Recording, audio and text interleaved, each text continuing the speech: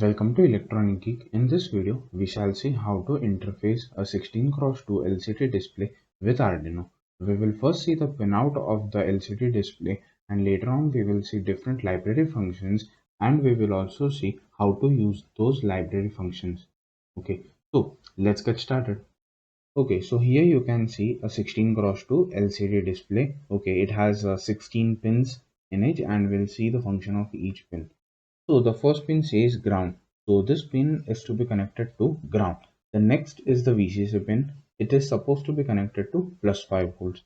Okay, so the third pin is VD. It is used for adjusting the contrast of the LCD screen. So the contrast can be adjusted by using a potentiometer, a 10K potentiometer, and the output of the potentiometer will be connected to VD. And we will see how on varying the potentiometer values, the contrast of the LCD display changes.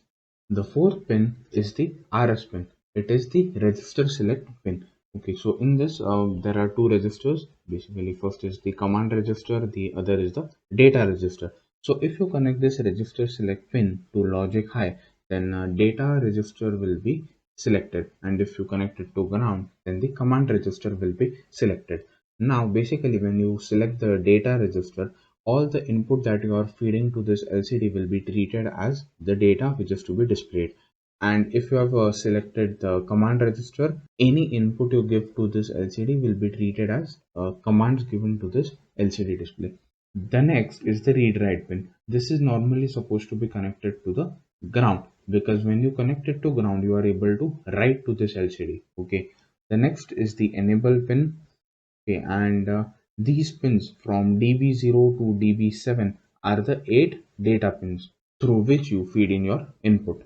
Then this is the LED anode. Now this is for backlight. So usually this anode is connected to plus VCC, obviously through a resistor, and this is connected to ground. The next main important thing is, as you can see, this LED has 16 pins, of which there are 8 data pins. Now this LCD screen can operate in two modes. The first is 4-bit data mode and another is the 8-bit data mode. Now usually when connecting with Arduino UNO, as you know that already there are comparatively less GPIOs on UNO, so we usually prefer to connect this LCD with Arduino in a 4-bit mode. So what we will do is we will ignore this first 4 data input pins. We will directly connect these data inputs to the Arduino GPIOs. It is just for saving the number of GPIOs. If you have a board having many number of GPIOs, let's say Arduino Mega, then you can operate it in 8-bit mode also. Now coming to a few library functions that we are going to use. So as you can see, there are different library functions over here, and in order to use them, we will first have to include this library, which is the LiquidCrystal.h library. Okay, so under this library, the first function that we are going to see is liquid crystal. So basically, liquid crystal will initialize a variable or an object of type liquid crystal, and the parameters to this function will be any one out of these 4. Now, first of all, you will have to decide in which mode are you actually operating your LCD, either in 4-bit mode or 8-bit mode. Suppose if you are operating it in 4-bit mode, then the format in which you will enter your parameters should be any one out of these first and second one. Okay, so as per the first one, the first pin number you will be putting is the register select pin. So where exactly the register select pin of this LCD is connected to Arduino. The next is enable, and the next is data line 4 to 7. Okay, so you will have to put the pin number on Arduino to which these pins are connected. And if you are using it in 8-bit mode, then you will have to select any one out of these two. The next function is the lct.begin function. So by using this, we actually initialize the display. The parameters passed to this function are basically column cross rows. So if I pass here 16 comma 2, then 16 columns and 2 rows of this LCD will be initialized. The next is the set cursor function. Now set cursor basically goes to that particular cell. So basically if I write 0 comma 0, then it will point to top left cell. So I can start feeding my input from there, and LCD will print that particular line from 0, 0 cell. The next is LCD dot print. Now this function is for displaying the data on LCD. So here under double quotes we will have to write whatever we wish to print. So this the next is LCD dot clear. Now by using this the entire display will be cleared off. The next is LCD dot home. Now using this will direct the cursor to position 0, 0. So basically writing this lcd.setCursor 0, 0 is equivalent to writing lcd.home. The only difference between these two are that by using setCursor you can access any cell and you can write any particular data over there. But by using home it will simply direct you to 0, 0th cell of this 16 cross 2 matrix. The next is lcd.cursor. Now by using this it displays underscore. Now by using lcd.blink it actually blinks that cursor, and by lcd.noblink that blinking process is stopped, and by lcd.nocursor that underscore is removed. The next function is lcd.noDisplay. By doing this the display is turned off. Even though it is receiving power the display is turned off. By writing this lcd.display that display is again activated. Oh, a small mistake over here, it should be left. Sorry. Okay, so these two functions LCD dot scroll display right and LCD dot scroll display left are basically used to shift our data which is displayed on the screen to the right or to left. Now we will see the implementation of these functions, but before doing that the first thing is to complete our circuit diagram. Okay, so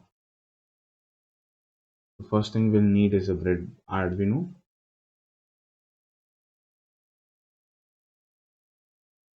This small breadboard.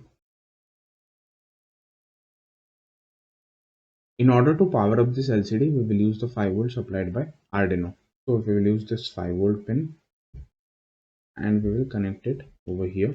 Then we will use the ground pin to give a ground connection. Change the color of plus VCC and ground so that it is easier for us. Now this plus 5 volt will be also given up above, and this ground connection will be also given up.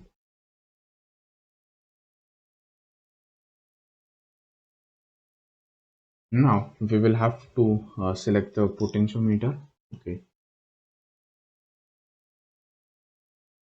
and we'll place this potentiometer over here. So the connections for potentiometer are these two terminals, this and this, will be connected to plus VCC and ground. There is no polarity, so you can connect it anyway. Okay, I'll connect this left one to ground, change the wire color to green, and this to plus VCC. The middle pin is the actual thing. Okay, so the middle pin is supposed to be connected to VD. So we'll do that part as well.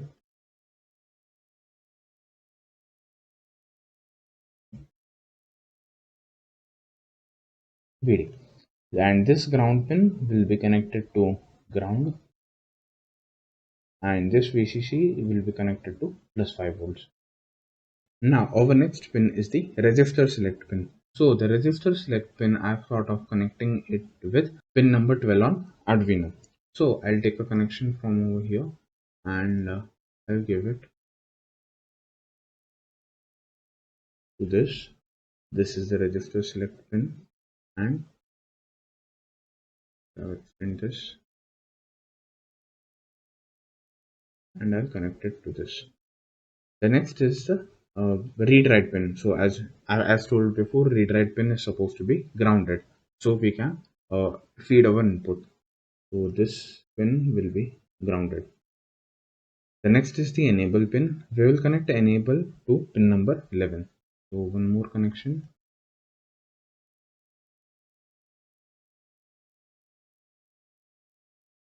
And enable will be connected to this.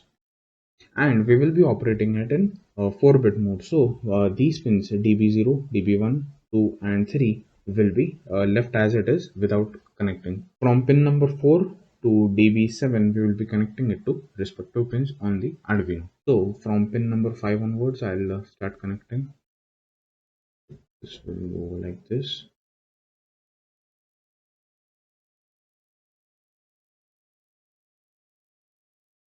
Like this. And now I'll connect all these. So DB4 will be connected to this one. DB5 will be connected to the next one. 6 to the next. And finally this one over here. Now we are left with two pins, anode of LED and cathode of LED. So cathode will be grounded for sure. And for connecting anode terminal, it is recommended to use a 560 ohm resistor. So we'll search for a resistor over here, and this connect this anode. This let's better shift it, and this one will be connected to plus 5 volts.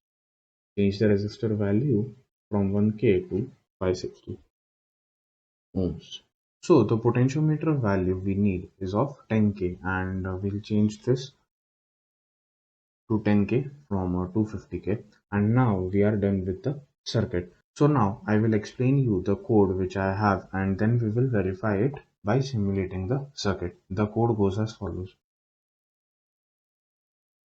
So here you can see I have used many of the functions, and in order to use these functions I have included this LiquidCrystal.h library, and then I have created an object or a variable, can say, of type liquid crystal having these parameters. As you can see, register select pin is connected to digital pin 12, then this is the enable, and these are the four data lines which are connected to 5, 4, 3 and 2. So under void setup, I have configured my LED. So I have written this statement lcd.begin 16, 2. So 16 column and 2 rows of this LCD have been initialized.